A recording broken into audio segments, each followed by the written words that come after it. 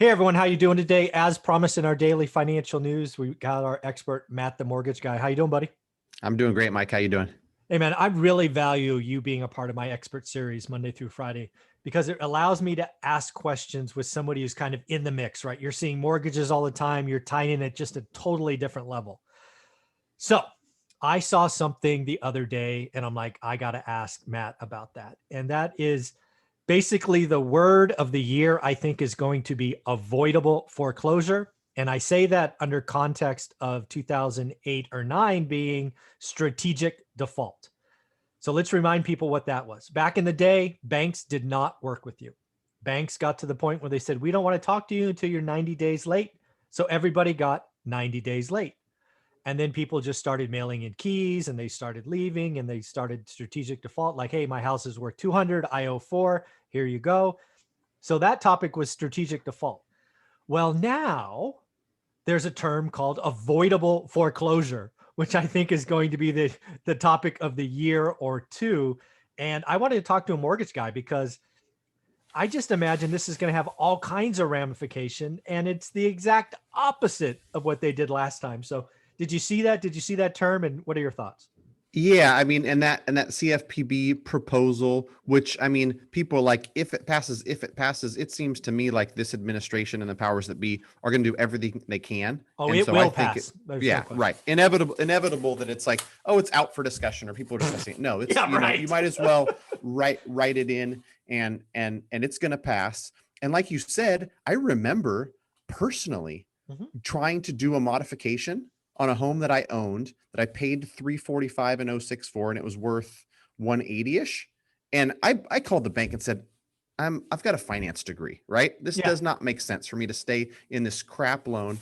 And so I was still current, right? Yeah. And they wouldn't even talk to you if you're current. No, They they wouldn't. said, 90 unless days. you're 90 days late. And then it took until like 10 or 11, and there was like mandatory stuff put in place where they told certain servicers, you've got to modify X number of dollars of loans. And so then they were pressured to like, you've got to work with some of these folks because I think they learned over years and now they know, right? That it's a muddy, ugly process. The banks don't like it. The Everyone service, loses. right? Yeah. Everyone loses. And so now what you might have, Mike, is like an overcorrection where they're Oh, like, we're going to do everything. And like, the CFPB is putting out stuff like you're going to be able to extend your mortgage by 40 years. yeah. And so someone's going to, and I heard some people talking about it. I haven't really got to dig in to find out.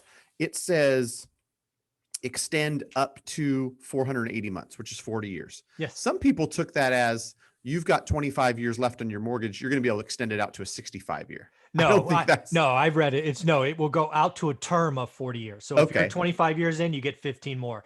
If you're 12 years in, you still get, you still can go out to 480 months. It's Right. not And 25 okay, plus. that makes more sense. As far removed as we are, 13 years, 12 years from when some people entered into these modification agreements back in 08 and 09, I still see some of those. And some of those people that got into those programs, even if you've got a higher rate, if it's stretched out over 40 years, it's more affordable. Absolutely. And That's another and 120 months from the right, from a normal 30 year. It's crazy. right. And so, like no doubt. And the funny part is I recorded a video, Mike, on even if because me and you are trying to solve for like we have this huge inventory problem. And how do we Mhm. get from 1 million houses listed to 3.7 million? Exactly. And this stuff certainly doesn't help. And then I see the number of people exiting forbearance because Black Knight just did their Yeah. their their monthly webinar. And I did a video that's going to be on my channel today at noon, where if every single one of those that exit in the next 4 months, 2.3 million of them foreclosed, we still would need more inventory.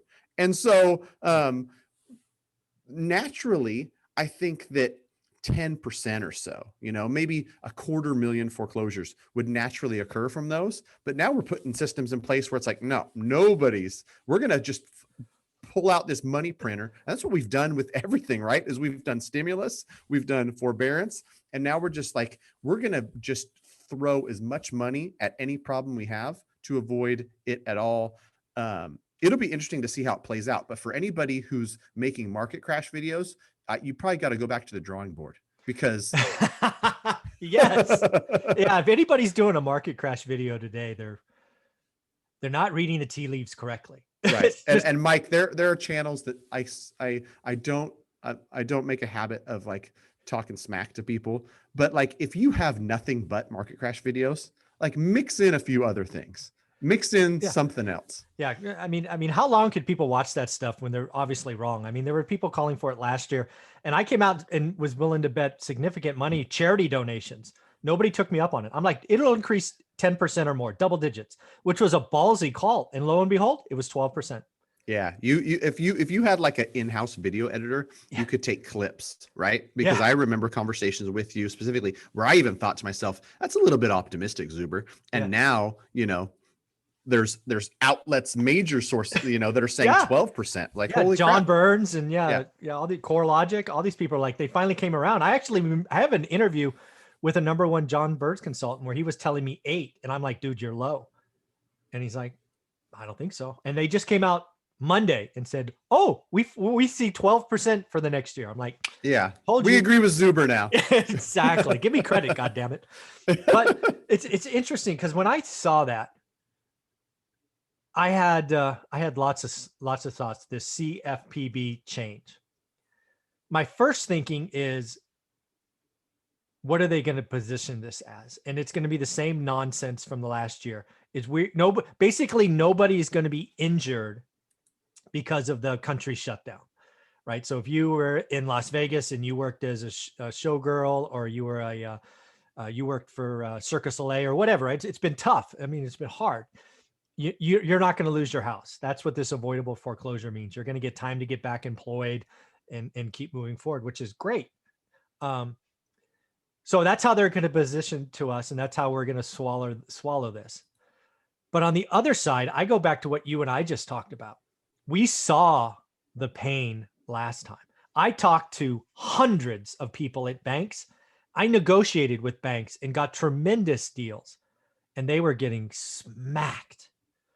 And so what I really think's going on is the Fed, the Treasury, all these 5 freaking rich people get in a room and they're like, we don't want to do that again. We tried it this way last time. Let's try it this way this time. Right. Let's actually do 180-degree difference than what we did last time, heads or tails or whatever your analogy is. That's what I think's going on. So they're going to tell us we're doing it for us, but I just want to be upfront. They are protecting the banks. They are protecting the bondholders. Let's not forget that the Fed has been buying mortgage-backed securities at record numbers.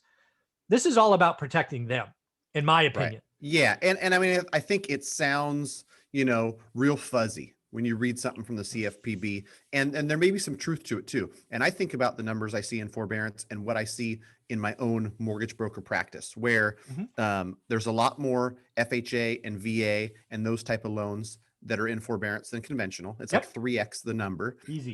Those borrowers generally lower credit scores, no margin, that's making less money. And so like, it feels good to see that, like, okay, let's protect those folks. Cause I don't want to see more inequality in wealth and all that other stuff. Right. But I think you're right. I think that when you really strip it away, they know how hard it is and how much of a pain it is, for banks and funds and everything else. And so they're going to avoid that to protect themselves as much as they are protecting. Oh yeah. We're going to close this episode 1 with just that idea. This whole CFPB change, tweak, avoidable foreclosure, nonsense modification is going to be positioned to help the individual, but it is without question protecting the banks and frankly, our financial institution. We got really close to having a problem last time, and they're like, no, we're not repeating that.